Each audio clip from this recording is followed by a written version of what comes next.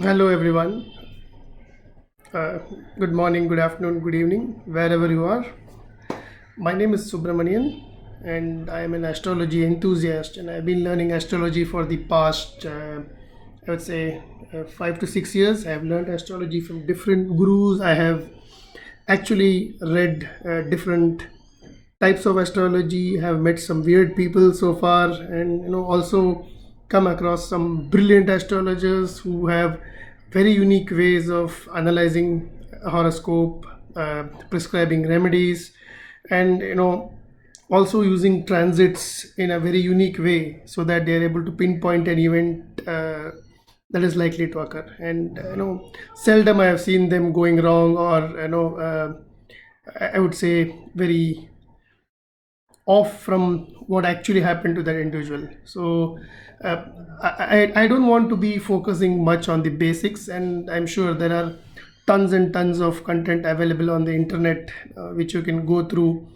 to get your basics right. But what I would like to say is there are certain concepts which are not understood in the right way by most of the astrologers that I have come across. I have seen like thousands of YouTube videos, personally invested a lot of money in purchasing books, and also attended, a dozen courses. But some concepts I think are not properly understood, and in my view, they are like a jewel in the hands of an astrologer if they know how to use it. So it's more about the application. I'm not going to really bore you to death with theory which you will find all over the place, and I mean dozens of people having their own set of interpretations and applying the theory. But I can definitely ensure that what I am going to be covering in this lecture as well as the next couple of lectures will be quite insightful, and I urge you to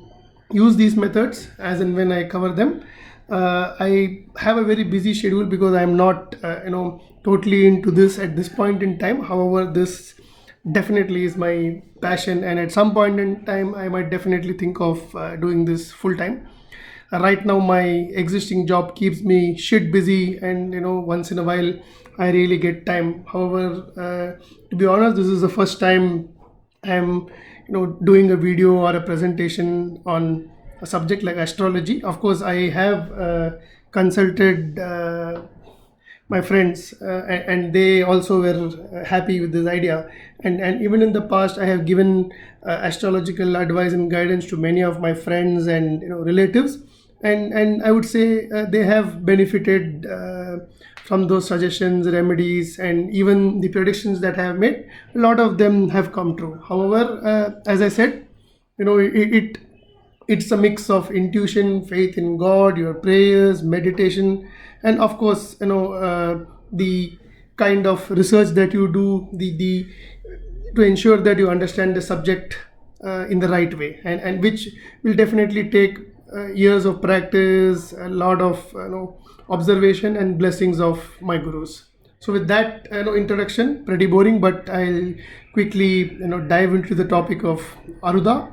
And in my view, Arudha is a fantastic concept which you can make use of while analyzing charts, while analyzing dashas, and it will go a long way in helping you pinpoint events, or to improve your overall accuracy of prediction. So if you see now the very first slide, and I'm sure many of you are already aware of this concept of Arudha, you will see most of the commercially available softwares displaying the Arudha Padas of houses, especially Jagannath Hora, which I see more than half of the world uses today. Though I don't use Jagannath Hora, I use a different software, and maybe in the subsequent lectures, I will provide a glimpse of the software that I use. But again, going back to the topic, so what exactly is Arudha? So it's basically an energy field of a particular house that is felt outside of that house. It's like a secondary house which will bear a similar significations to the primary house. So one important point that you have to remember in astrology is you cannot just stick to one reference. You'll have to look at a chart from various angles. So that a particular house may be the 5th house from the lagna, but maybe from the moon it's the 8th house, maybe from the sun is the 6th house, or maybe from the Arudha lagna it's the 10th house. So you cannot just base your prediction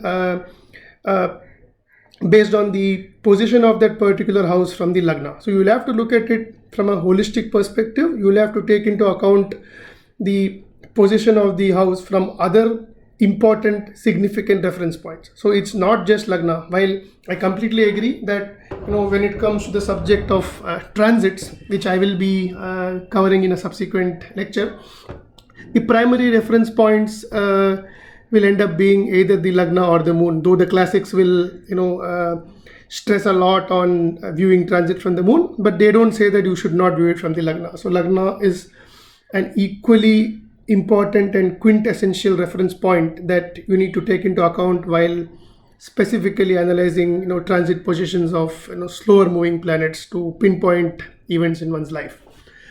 With that said, but in general, when you analyze a chart, especially using dasha systems, and when I say dasha systems, please note that this is not really tied to a particular type of astrology. So Arudas are dasha agnostic.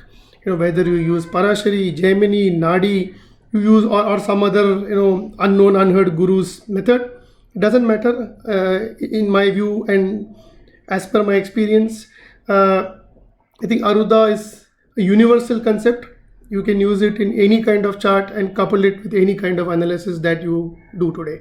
So it's just a different way of looking at a chart and maybe an additional scoring point in confirming an event. That's the way I look at it, because a lot of people will have skepticism when it comes to using a new technique, or when you just follow the herd mentality in terms of how that particular concept is applied. But trust me, I have spent enough time. I have applied the concept of Arudha in Vimshottari Dasha, and it works wonders. And it's not just confined to the natal chart or the Divan chart. It works brilliantly even in the divisional charts, which I will cover in the next lecture. Okay, so now let's get serious. Enough of all this gyan in terms of Arudha is basically the location of field from the lord of the house. All that is text. Now it's better that I try to graphically depict so that you can make a better sense of what exactly this means. So I'll just move on to the next.